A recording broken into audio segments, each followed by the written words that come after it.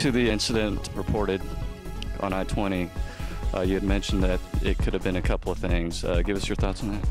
Yeah, it's my personal belief that it's probably a transporting the fuselage section of an F-35 or some other military aircraft that was built out in Lockheed out in western Fort Worth, and they were just transporting it somewhere south or east. On August 7th, I looked at the photos and the YouTube information, and it's not conclusive. And I think until some point where we can actually see something that is real, not blurry, there's no need to believe in it yet. If the government has that kind of technology and they're transporting it down I-20, I think they're extremely cavalier in how they go about conducting their business and keeping things secret. Personally, I think they would transport it by air or some other way, some other method, be it in a covered tarp or somehow or another disguise it. Well, my question would be, why didn't they just fly it there? What if it's too heavy? To fly? Then it shouldn't be an airplane. I think that what we have here is simply a case of misidentification.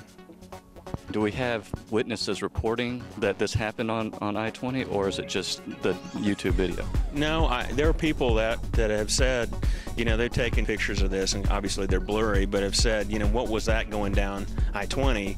And according to the reports that I've seen, there were several calls into radio stations, and they were reporting this, going, what was this, you know? And then the government said something about, you know, don't replay this or don't mention this anymore. Why does the government do that all the time? Just to keep panic low? I wouldn't say panic. I'd just say that, you know, maybe they have their own agenda, you know.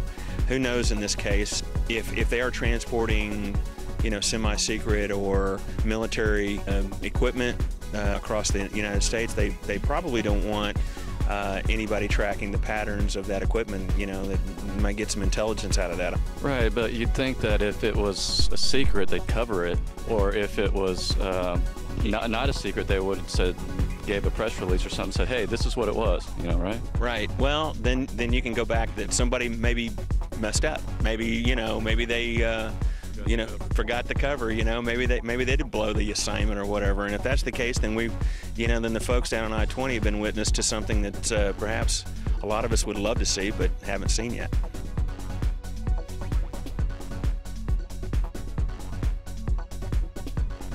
And all in all, you'd be surprised how often people see things around here, especially in the periphery, out a little bit away from the city. People report things that they don't understand. I saw this large, long, huge blaze of fire coming across the sky. The next day, I went back to school, and I heard that it was some space junk coming from a Russian